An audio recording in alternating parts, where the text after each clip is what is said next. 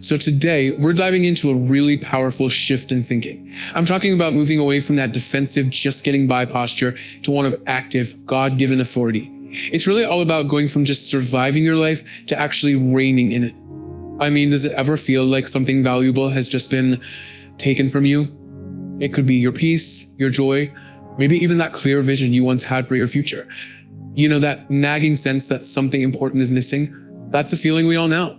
And today, we're going to talk about how to get it back. So, how do we actually make that shift? Well, here's the game plan. First, we'll nail down the huge difference between just surviving and truly reigning. Then, we're going to uncover the authority that you already have, break down the enemy's tactics, and lay out a practical playbook for victory. And stick around because we'll finish up by looking at this incredible promise that goes way beyond just getting things back to normal. We're talking about promotion. Okay, let's start by laying out the fundamental conflict here. See, way too many of us are living in a constant state of survival mode, just trying to make it through the day. But the scriptural promise is something so much bigger. It's about reigning in life. And look, this isn't just some nice, hopeful thought. It's a foundational promise. The scripture here is crystal clear. You are literally designed to rule over your circumstances from a place of grace and righteousness, not to be a victim of them. This is meant to be your default setting. But here's the thing, to reign effectively, you first have to understand the battlefield. And even more importantly, you have to know your position of power on it. And this right here requires a huge paradigm shift.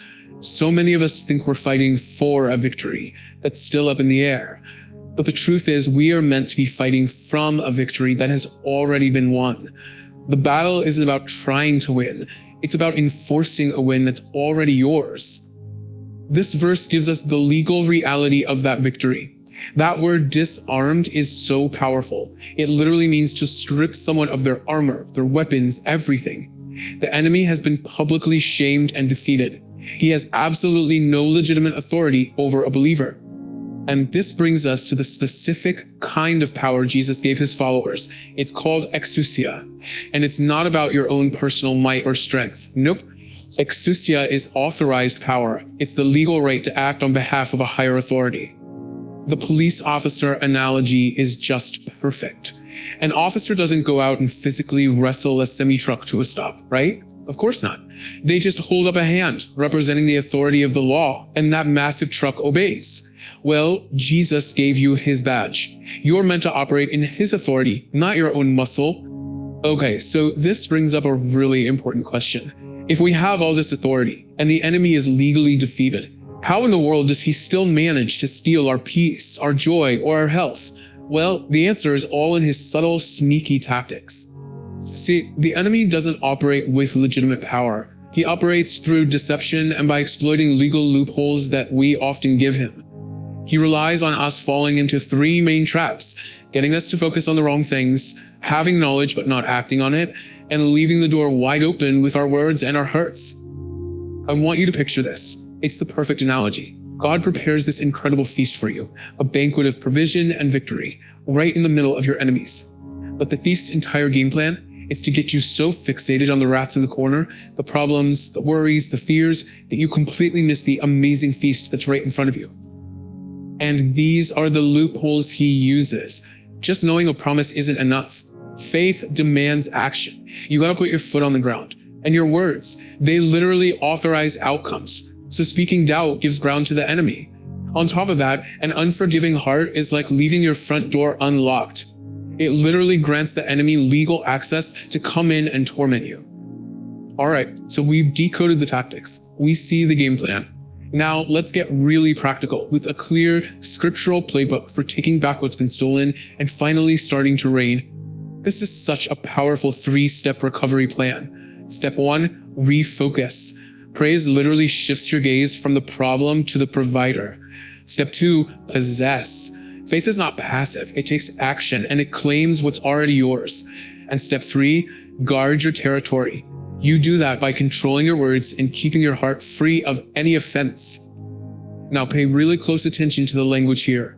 Jesus did not say to ask God about the mountain. He told believers to use their delegated authority and speak directly to the mountain. Your mountain might be sickness or debt or fear, and you have been given the authority to command it to move.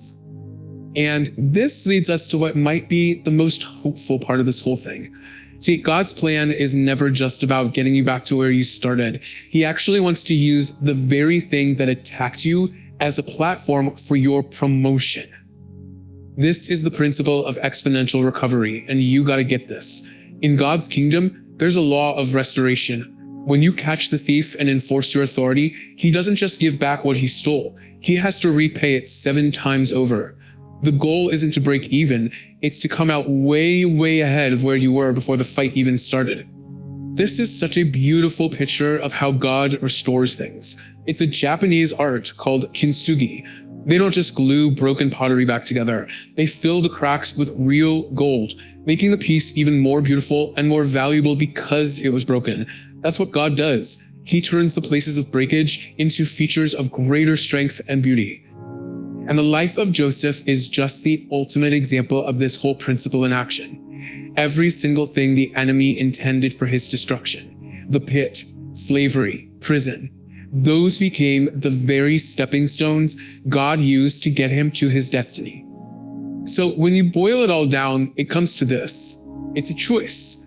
It's a conscious decision that you and I have to make every single day.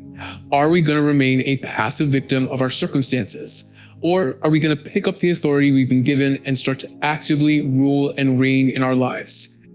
And that leaves us with one final challenge. I want you to identify one mountain, one persistent problem or fear in your life.